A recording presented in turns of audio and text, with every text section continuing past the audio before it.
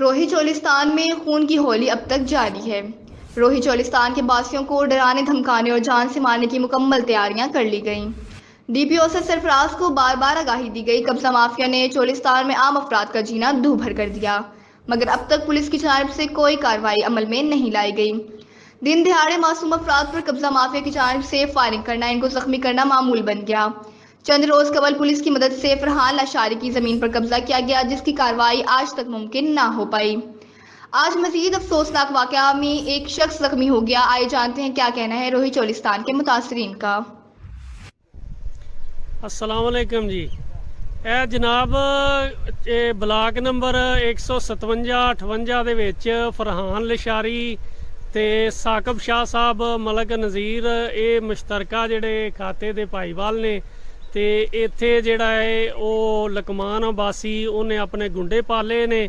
ਉਹ ਦੂਸਰੇ ਦਿਨ ਆ ਕੇ ਤੇ ਫਾਇਰਿੰਗ ਕਰਦੇ ਨੇ ਸਾਡੇ ਡੇਰਿਆਂ ਤੇ ਇਹ ਸਾਡਾ ਬੰਦਾ ਜਿਹੜਾ ਹੈ ਬਹੁਤ ਸ਼ਦੀਦ ਜ਼ਖਮੀ ਹੋਇਆ ਹੈ।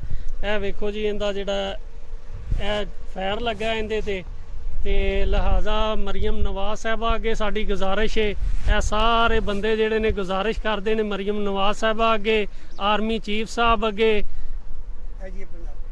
ਆਈਜੀ ਪੰਜਾਬ ਅੱਗੇ, ਡੀਪੀਓ ਬਾਵਲਪੁਰ ਅੱਗੇ ਕਿ ਸਾਡੇ ਤੇ ਜਿਹੜਾ ਇਹਨਾਂ ਨੂੰ ਰਹਿਮ ਕੀਤਾ ਜਾਏ।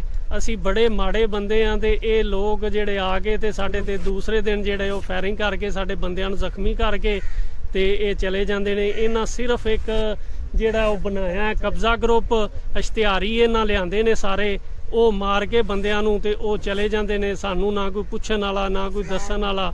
ਅਸੀਂ ਇਹਦੇ 'ਚੋਂ ਡੇਰੇ ਨਵਾਬ ਦਾ ਜਿਹੜਾ ਉਹ ਕਿਲਾ ਡਲਾਵਰ ਦਾ ਥਾਣਾ ਹੈ, ਉਹਦੇ 'ਚੋਂ ਕਈ ਦਫਾ ਦਰਖਾਸਤਾਂ ਦਿੱਤੀਆਂ, 1-5 ਤੇ ਕਾਲਾਂ ਕੀਤੀਆਂ ਨੇ ਤੇ ਸਾਡੀ ਕੋਈ ਅਪੀਲ ਨਹੀਂ ਸੁਣਦਾ। ਮਿਹਰਬਾਨੀ ਹੈ ਜਿਹੜਾ ਨਾ ਸਾਡੇ ਜਿਹੜਾ ਆਈਜੀ ਸਾਹਿਬ ਤੇ ਡੀਪੀਓ ਬਾਵਲਪੁਰ ਸਾਹਿਬ ਸਾਡੀ ਇਹ ਦਰਖਾਸਤ ਸੁਣੋ ਤੇ ਸਾਡੇ ਜ਼ਰਾ ਰਹਿਨਮਾਈ ਕਰੋ। ਮਿਹਰਬਾਨੀ।